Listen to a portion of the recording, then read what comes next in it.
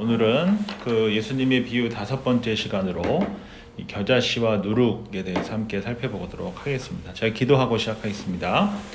좋으신 주님 감사합니다. 또 오늘 좋은 한 날 허락해 주시고 함께 주의 말씀을 듣게 해주셔서 배우게 해주셔서 감사함을 드립니다. 오늘 주신 말씀을 통하여서 저희 삶 속에 임한 그 하나님의 나라가 어떠한 것인지 더욱더 깊이 잘 이해하고 또 살아낼 수 있도록 우리 주님 함께 해주십시오. 예수님의 이름으로 기도합니다. 아멘. 네, 첫 번째로 이제 도입 보면 우리 먼저 성경 구절 성경부터 찾아보도록 하겠습니다. 우리 마태복음 13장 시작 성경 22쪽 마태복음 13장 31절에서 33절까지의 말씀입니다. 31절에서 33절 우리 한 목소리로 읽도록 하겠습니다. 또 비유를 들어 이르시되 천국은 마치 사람이 자기 밭에 갖다 심은 겨자씨 한 알 같으니 이는 모든 씨보다 작은 것이로되 자란 후에는 풀보다 커서 나무가 되매 공중의 새들이 와서 그 가지에 깃들이 느니라. 또 비유로 말씀하시되 천국은 마치 여자가 가루 서말 속에 갖다 넣어 전부 부풀게 한 누룩과 같으니라. 아멘. 오늘 이제 살펴볼 첫 번째 이제 질문은 천국은 뭐냐? 또 천국이 이제 확장된다라는 것이 무슨 의미냐라는 것인데요. 천국은 우리가 함께 살펴본 것처럼 하나님께서 우리의 삶을 다스리신다, 통치하신다라는 의미죠. 그래서 하나님께서 통치하시고 다스리는 곳이 확장되어져 가는 것을 의미하는데, 특별히 오늘 이 겨자씨와 누룩의 비유를 통하여서 이 하나님의 나라가 확장되어져 간다라고 하는 것이 성경에서 어떻게 설명되고 있는가, 그거를 좀 함께 살펴보고자 합니다. 두 번째로 이제 본문 분석 및 질문에 보면 이 겨자씨라고 되어져 있는데, 이 겨자씨는 이제 블랙 머스타드라고 하죠, 영어로. 그래서 이 겨자씨는 아주 작은 아주 좁쌀만해요. 아주 좁쌀만한 아주 작은 건데, 그래서 이스라엘에 이제 여행을 가게 되면은 요것을 이제 사오시는 경우가 굉장히 많이 있습니다. 그래서 이 겨자씨라고 하는 것은 아주 작다라고 의미로 사용되어지고, 이 유대인들이 살펴보는 이 미드라시라고 하는데 보면은 이 겨자씨는 덤불로 들판에 그냥 지천에 널린 잡초와 같이 여겨졌다고 해요. 그래서 이 겨자씨는, 그래서 유대인들은 정원에 심는 씨가 아니고 그냥 들판에 있는 그러한 씨를 의미한다라고 이야기합니다. 두 번째로 우리가 보면 이 마태복음 13장 31절에서 천국을 무엇에 비유하고 있습니까? 라고 되어져 있는데요. 우리 박주연 집사님께서 우리 31절 말씀 한 번 더 읽어주시면 감사하겠습니다. 또 비유를 들어 이르시되 천국은 마치 사람이 자기 밭에 갖다 심은 겨자씨 한 알 같으니. 우리 마태복음 13장 31절에 보면 마치 사람이 자기 밭에 갖다 심은 겨자씨 한 알과 같다라고 말씀하고 있거든요. 천국이 겨자씨 한 알 같다라고 말한 이유가 있어요. 근데 우리 지난주에 살펴본 것처럼 이 천국은 밀과 가라지와 같다라고 했죠. 그래서 그 밀과 가라지의 그 씨를 뿌린 자와 같다라고 하죠. 사람에 비유했었잖아요. 그 넉넉함과 또 인내함과 노하기를 더디하는 것과 또 그러나 마침내 심판할 그러한 그 씨 뿌리는 자에 비유했다면, 이번에는 겨자씨 한 알에다가 비유한 것이거든요. 그러면 이 겨자씨가 갖고 있는 이 독특한 특징이 무엇이길래 예수님께서는 천국을 이 겨자씨 한 알, 뭉텅이도 아니고 겨자씨를 한 알에 비유했는가라는데, 거기에는 이제 세 가지 아주 중요한 이유가 있습니다. 첫 번째, 은밀성입니다. 우리 은밀성으로 적어놓으시고, 두 번째는 확장성, 그리고 세 번째는 변화성입니다. 은밀성, 확장성, 변화성이 있습니다. 그래서 이 세 번째 질문에 보면 겨자씨 비유에서 묘사하고 있는 이 천국의 특징은 은밀히 자란다, 확장된다, 변화된다라고 하는 아주 독특한 특성이 있다라는 것을 우리가 살펴볼 필요가 있다라는 것입니다. 여기에 대한 본문으로 32절 말씀을 구건사님께서 한 번 더 읽어주시면 감사하겠습니다. 이는 모든 씨보다 작은 것이로되 자란 후에는 풀보다 커서 나무가 되고 복음의 세력이라서 그 가지에 깃들이느니라. 예, 감사합니다.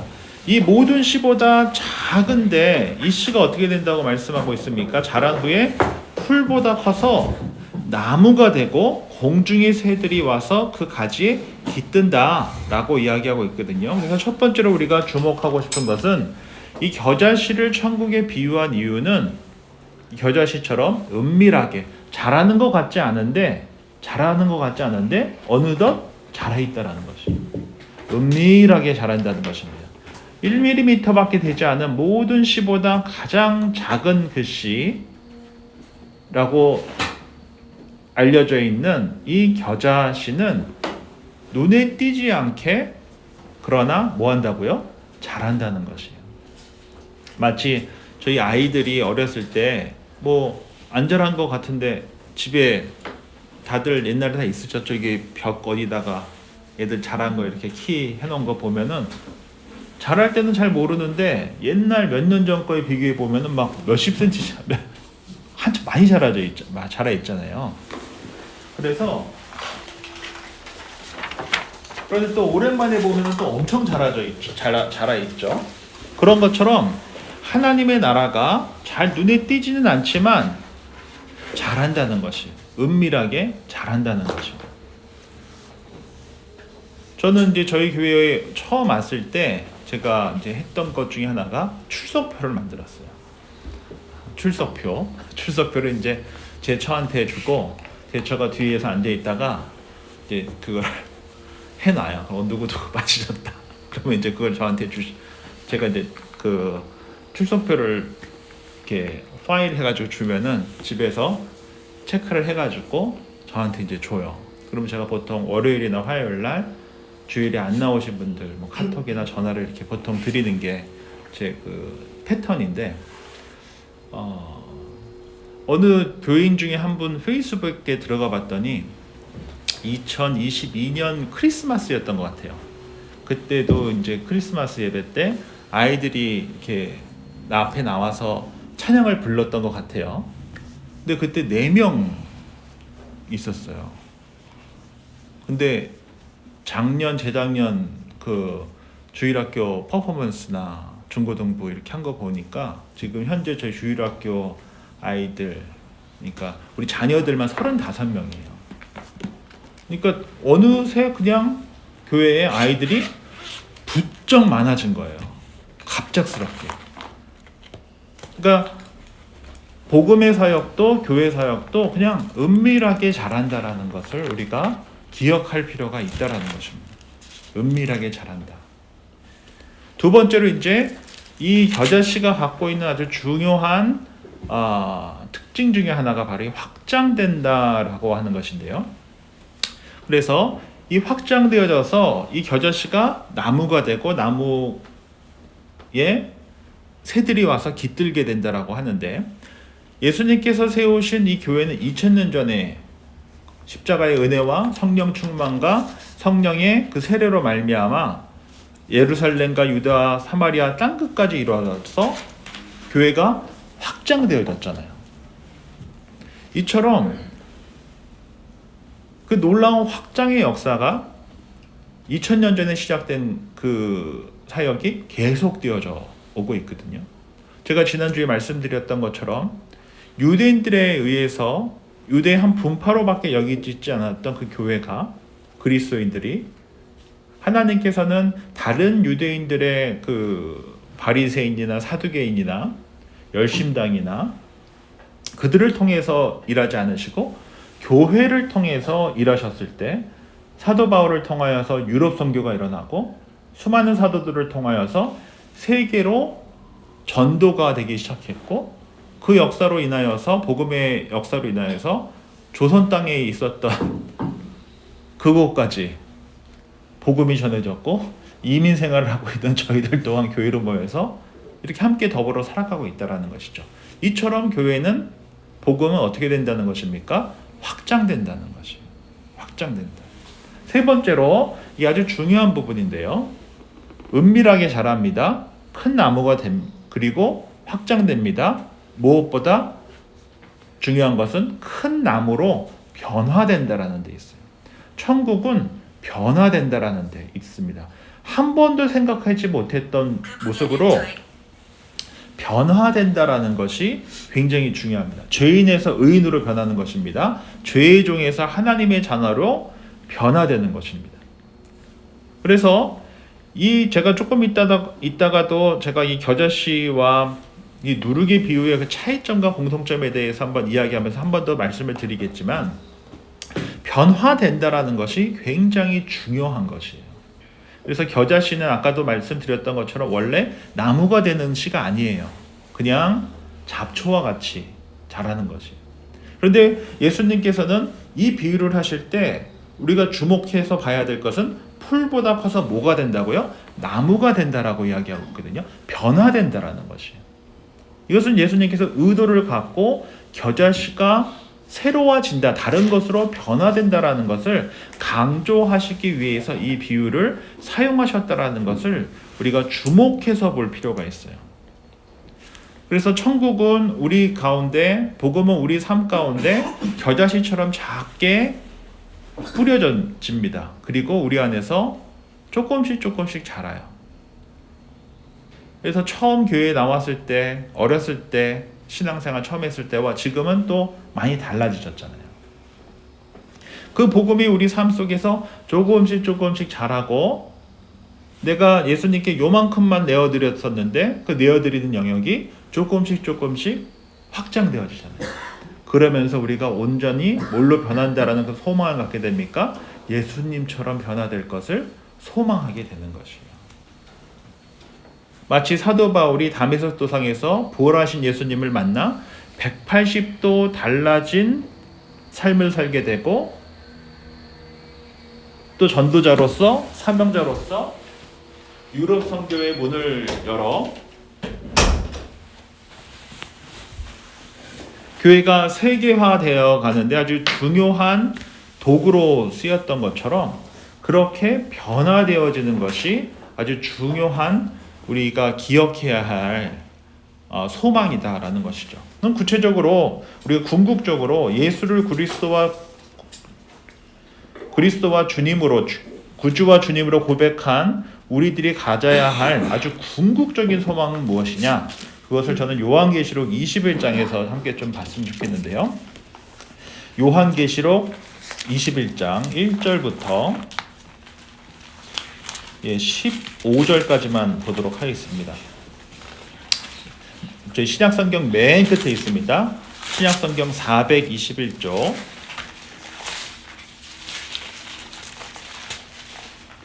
신약성경 421조 요한계시록 21장 1절부터 15절까지 말씀인데요. 우리 표건사님부터 이 두 절씩 좀 읽어주시면 감사하겠습니다. 새 하늘과 새 땅, 또 내가 새 하늘과 새 땅을 보니 처음 하늘과 처음 땅이 없어졌고 바다도 다시 있지 않더라. 또 내가 보매 거룩한 성 새 예루살렘이 하나님께로부터 하늘에서 내려오니 그 준비한 것이 신부가 남편을 위하여 단장한 것 같더라. 내가 들으니 보좌에서 큰 음성이 나서 이르되 보라 하나님의 장막이 사람들과 함께 있으매 하나님이 그들과 함께 계시리니 그들은 하나님의 백성이 되고 하나님은 친히 그들과 함께 하셔서 모든 눈물을 그 눈에서 닦아주시니 다시는 사망이 없고 애통하는 것이나 혹하는 것이나 아픈 것이 다시 있지 아니하리니 처음 것들이 다 지나갔음이로라. 보좌에 앉으신 이가 이르시되 보라 내가 만물을 새롭게 하노라 하시고 또 이르시되 이 말은 신실하고 참되니 기록하라 하시고 또 내게 말씀하시되 이르웠도다. 나는 알파 오메가요 처음과 마지막이라. 내가 생명수 샘물을 목마른 자에게 값없이 주리니 이기는 자는 이것들을 상속으로 받으리라. 나는 그의 하나님이 되고 그는 내 아들이 되리라. 그러나 두려워하는 자들과 믿지 아니하는 자들과 흉악한 자들과 살인자들과 음행하는 자들과 점술가들과 우상 숭배자들과 거짓말하는 모든 자들은 불과 유황으로 타는 못에 던져지리니 이것이 둘째 사망이라. 7 대접을 가지고 마지막 7 재앙을 담은 7 천사 중 하나가 나와서 내게 말하여 이르되 이리 오라. 내가 신부 곧 어린 양의 아내를 내게 보이리라 하고 성령으로 나를 데리고 크고 높은 산으로 올라가 하나님께로부터 하늘에서 내려오는 거룩한 성 예루살렘을 보이니 하나님의 영광이 있어 그 성의 빛이 지극히 귀한 보석 같고 벽옥과 수정같이 맑더라. 크고 높은 성곽이 있고 12문이 있는데 문에 12천사가 있고 그 문들 위에 이름을 썼으니 이스라엘 자손 12지파의 이름들이라. 동쪽의 세 문, 북쪽의 세 문, 남쪽의 세 문, 서쪽의 세 문이니 그 성의 성곽에는 12 기초석이 있고 그 위에는 어린 양이 12사도의 12 이름이 있더라. 내게 말하는 자가 그 성과 그 성문들과 성곽을 측량하려고 금갈대 자를 가졌더라. 아멘. 여기 이제 새 하늘과 새 땅에 대한 내용인데요. 결국 이 천국의 비유를 통하여서 변화된다. 이 변화된다라고 하는 것이 중요한 이유가 바로 여기에 있어요. 변화된다. 궁극적으로 우리가 소망하는 그 참된 변화는 바로 이 새하늘과 새 땅이라는 것입니다.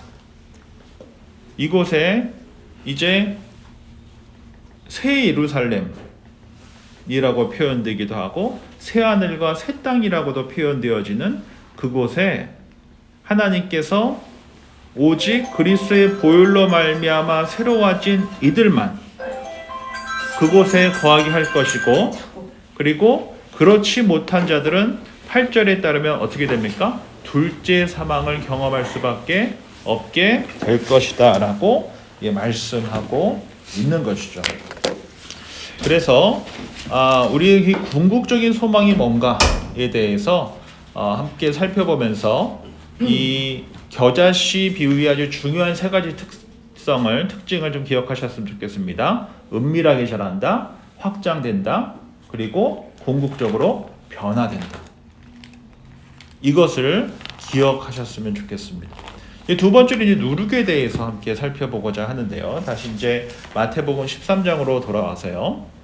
누룩은 영어로는 이제 이스트라고 하죠. 근데 이 누룩은 성경에서 어떻게 쓰입니까? 부정적으로 쓰이는 경우가 많아요. 성경에서는 이 균류에 속하는 이 미생물인 이 누룩은 탄수화물을 분해시켜서 알코올과 이산화탄소를 만들기 때문에 어떻게 됩니까? 빵을 부풀게 하고 또 술을 제조할 때도 사용되어지는 것이 바로 이 누룩 이스트죠. 근데 이게 성경에서는 무교절 때 누룩을 넣지 않은 빵, 무교병이죠. 이것을 먹으라고 했고, 집안에 누룩을 두지 말라고 했고, 또 소제물을 드릴 때도 기억하듯이 누룩을 넣지 말라고 했었거든요. 왜 그랬습니까? 이것이 바리새인과 서기관의 교훈처럼 외식하는 것을 의미하는, 상징하는 것으로 쓰였기 때문에 그렇다라는 것입니다. 그런데 오늘 본문에 따르면 조금 다르게 긍정적으로 사용되고 있는 것을 볼 수가 있어요. 그래서 33절 말씀을 우리 조건사님께서 한 번 더 읽어주시면 감사하겠습니다. 마태복음 13장 33절입니다. 또 비유로 말씀하시되 천국은 마치 여자가 가로 성말 속에 갖다 넣어 전부 부풀게 한 누룩과 같으니라. 예, 감사합니다. 그래서 이 누룩은 마치 여자가 가루 서말 속에 갖다 넣어 전체를 부풀게 한 뭐와 같다고요? 누룩과 같다라고 말씀하고 있죠. 그렇다고 한다면은 이 누룩이 갖고 있는, 왜 예수님께서 성경에서 대부분 부정적으로 사용되어지고 있는 이 누룩을 왜 천국을 비유하는데 사용하셨는가? 우리가 살펴보면서 이 겨자씨 비유와 누룩 비유를 통해 우리 주님께서 구체적으로 천국의 어떠한 특징을 말씀하고자 하셨는가 우리가 좀 살펴볼 필요가 있다는 것입니다. 그래서 3번 질문에 보면 누룩에 비유해서 묘사하고 있는 천국의 특징은 무엇입니까? 똑같습니다. 앞에서 함께 살펴보았었던 겨자씨의 비유와 똑같아요. 그 세 가지가 뭐라고 말씀드렸었습니까? 은밀하게 자란다, 확장된다, 변화된다 라는 것입니다. 육안으로 가루 반죽을 해서 하기 때문에 빵을 만들 때 누룩이 보입니까 안 보입니까? 따로 보이지 않잖아요. 그런데 누룩이 섞여 있기 때문에 화학작용을 통해서 어떻게 됩니까? 빵이 부푼다는 것이에요. 그래서 그 누룩 때문에 그것이 확장이 되고요. 그 다음에 그 누룩 때문에 어떻게 됩니까? 빵으로 변화된다는 거죠. 그래서 이 빵을 통해서 강조하고자 하는 것이 있을 것이고 또 겨자씨를 통해서 강조하고자 하는 것이 있는데, 그렇다고 한다면은 우리가 지금 예수님께서 이 겨자씨와 누룩의 비유를 통하여서 강조하고자 하시는, 말씀하고자 하시는 세 가지는 너무 명백해요. 그렇죠? 똑같잖아요. 첫 번째, 은밀하게 자란다. 눈에 보이지 않는다는 것이에요. 근데 자란다는 것이에요. 두 번째, 확장된다는 것이에요. 마지막에 뭡니까? 변화된다는 것이에요.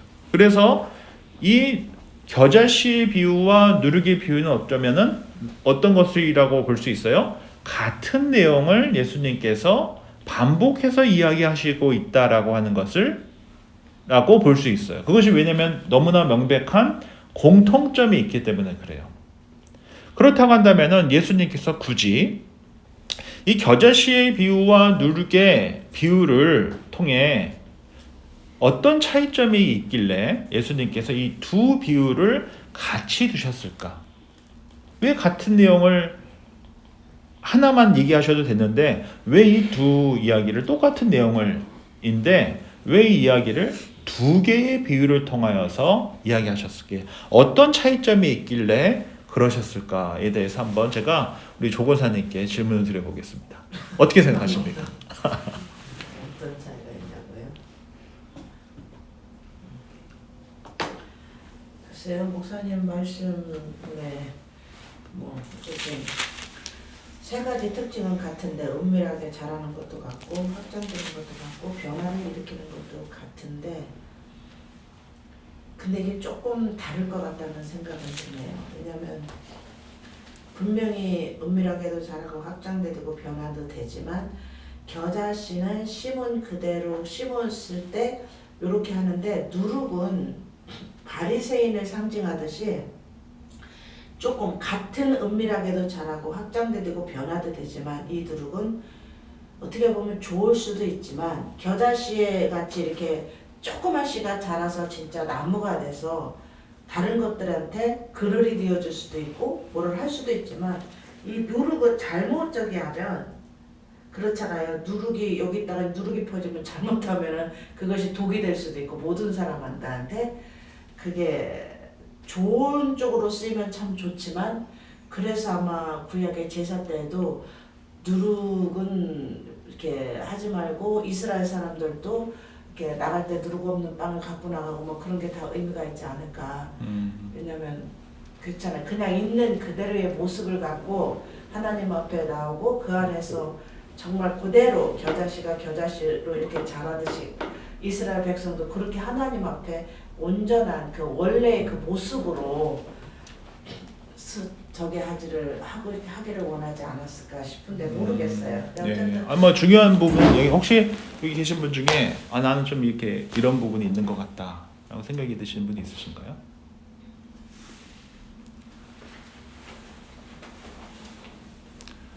겨자씨는 자연적인 것이고 누룩은 인공적인 거예요. 화학 작용이 예. 일어나는 사람이 거니까. 예. 작용화 시켜서 되는 것이고 그 겨자씨는 자연 그대로 이렇게 자라는 심어서. 거니까. 예. 저 생각지 못했던 부분을 이렇게 말씀해 주셔서 감사함을 드립니다. 예, 제가 이제 본 것은 이것이 예수님께서 이렇게 쓰셨을 때는 다 이유가 있으실 거 아니에요. 같은 내용인데 굳이 두 개를 비유하신 것은 첫 번째 이 겨자씨는 외적 확장을 의미하는 거죠. 역사의 흐름 속에서 지금 교회가 외적으로 확장되었잖아요. 그렇죠? 그런데 이 겨자씨는 똑같은 면도 있어요. 누룩과 똑같지만 조금 다른. 겨자씨는 별 볼 일 없는 씨예요. 그래서 그냥 윌더네스에 그냥 이렇게 뿌려지는 정원에서 심겨지는 것이 아니라고 말씀드렸잖아요. 그러니까 별 볼 일 없는 씨예요. 물론 그것이 뭐 기름으로도 쓰이곤 했지만 정원에서 키울 수 없었던 어떻게 보면 부정한 그런 별 볼 일 없는 씨가 이 겨자씨였어요. 근데 이 겨자씨가 뭘로 변한다고 예수님께서 의도적으로 말씀하셨어요? 나무가 된다고 하셨거든요. 나무가 되질 않아요. 근데 의미를 부여하신 거예요. 큰 나무, 마치 교회가 역사의 2000년이라는 시간 속에서 확장되어지고 큰 나무가 된 것처럼 외적 확장성을 이야기하고자 이 겨자씨를 비유로 사용하셨다고 한다면은 이 누룩은 뭡니까? 내적 변화, 내적 확장성을 이야기하고자 하셨던 것이에요.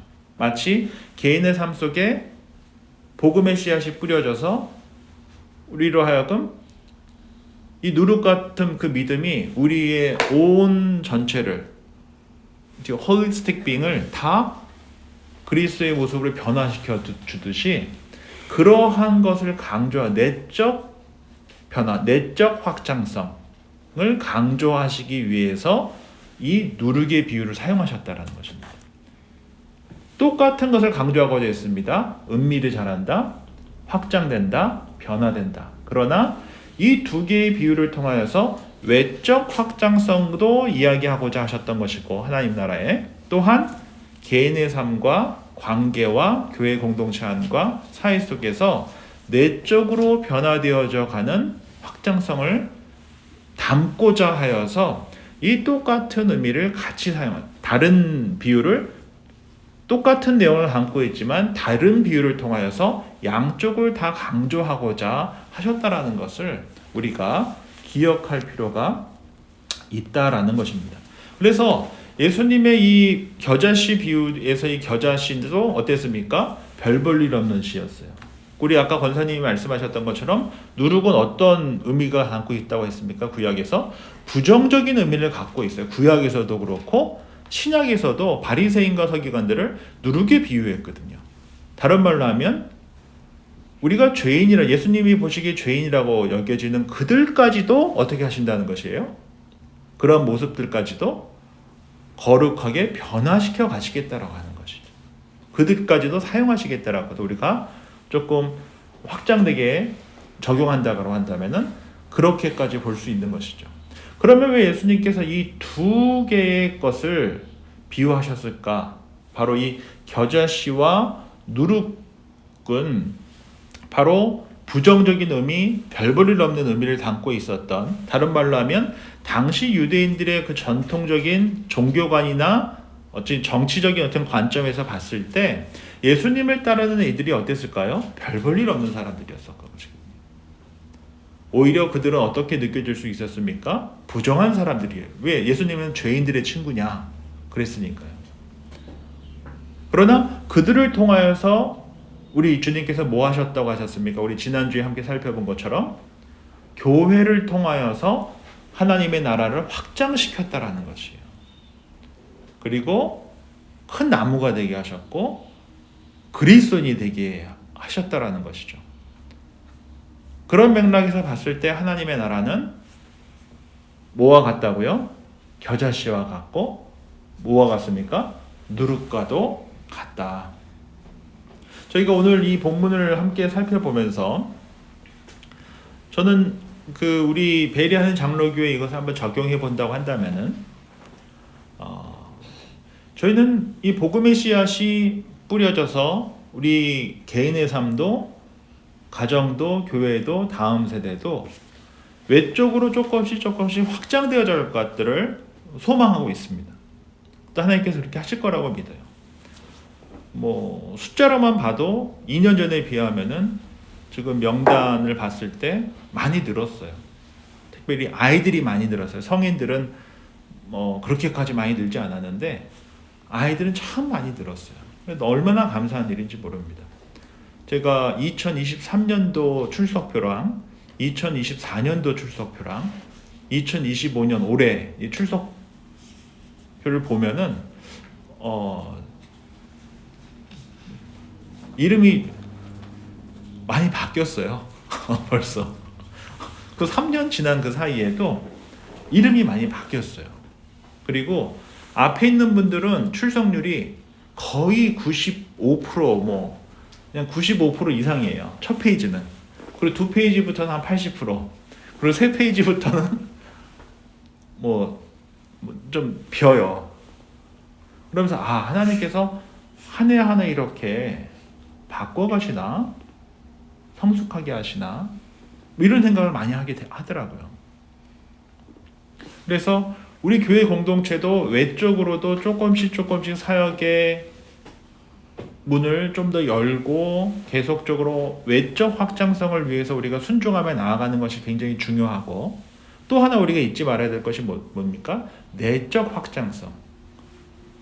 우리 안에 복음의 그 씨앗이 뿌려져서 계속 주님을 내 삶의 주인으로 온전히 모시며 지금까지 내가 주인 되어온 삶의 그 많은 열쇠들이 있잖아요. 방들이 있잖아요. 그 방들을 조금씩 내어드리는 것이에요. 그러면서 내 안에서 어떠한 일이 성화가 일어나는 것이죠.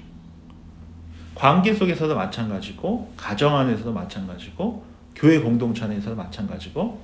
그래서 제가 우리 주보에 저게 쓰여져 있는 것처럼 성숙을 통해서 성장이 일어났으면 좋겠다는 거거든요. 성장만 나면은 쪼개져요. 그렇잖아요. 성장만 하면 쪼개집니다. 근데 성숙해지고 나서 성장하면 쪼개지지 않아요.